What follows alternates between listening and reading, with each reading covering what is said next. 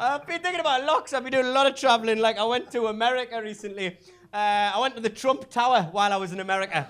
Yeah, but being the bleeding-hearted liberal I am, I took a shit on the floor just to show that orange cunt what I was about. Don't laugh at that, genuinely, because it was the Mexican cleaner who had to clean it up. But I showed that orange cunt.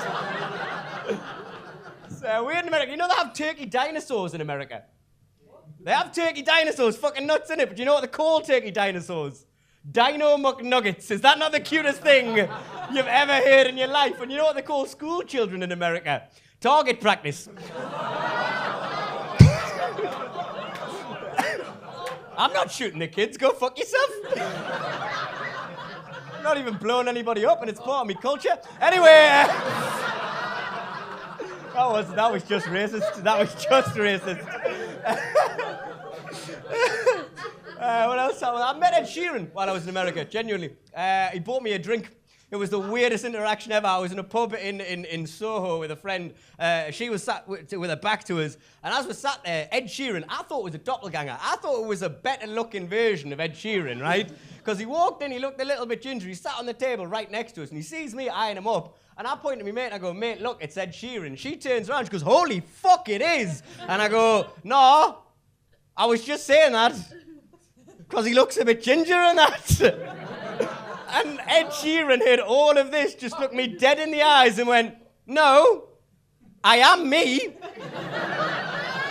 Then he bought me a drink. He was a lovely guy. They have this thing in America, though, which I found quite interesting. They have this thing called CPT.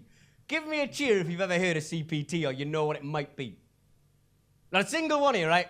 It stands. Was that a cheer for somebody knows or just a cheer for the ignorance? It's called CPT, right? It stands for Coloured People's Time, right?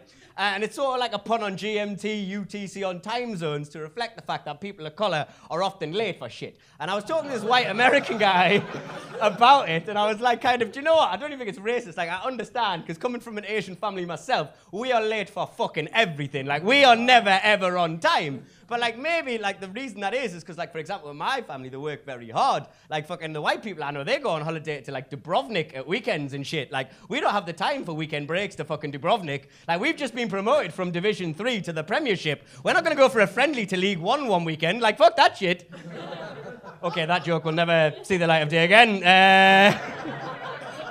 But I was trying to explain. I was just trying to explain it. I was like, look, like, you know, people of colour here, particularly like new immigrants, fucking like working class black people, they've got a lot to balance on their plates. They usually have 9-to-5 jobs, then they have nighttime jobs delivering food for Deliveroo. Then on the weekends, they usually work in a takeaway as well. So like maybe with all them jobs trying to just sort of balance their income and give themselves some opportunity, that's why they don't have time, that's why they're late for shit. So maybe we shouldn't be talking about coloured people's time, and maybe what we should be talking about is white privilege. And he looked at me and he was like, mate, we've been talking about white privilege for years. It's like one of the most widespread debates we're currently having in the world right now. And I was like, oh, really? He was like, yeah. And I was like, oh, sorry, I was running on coloured people's time.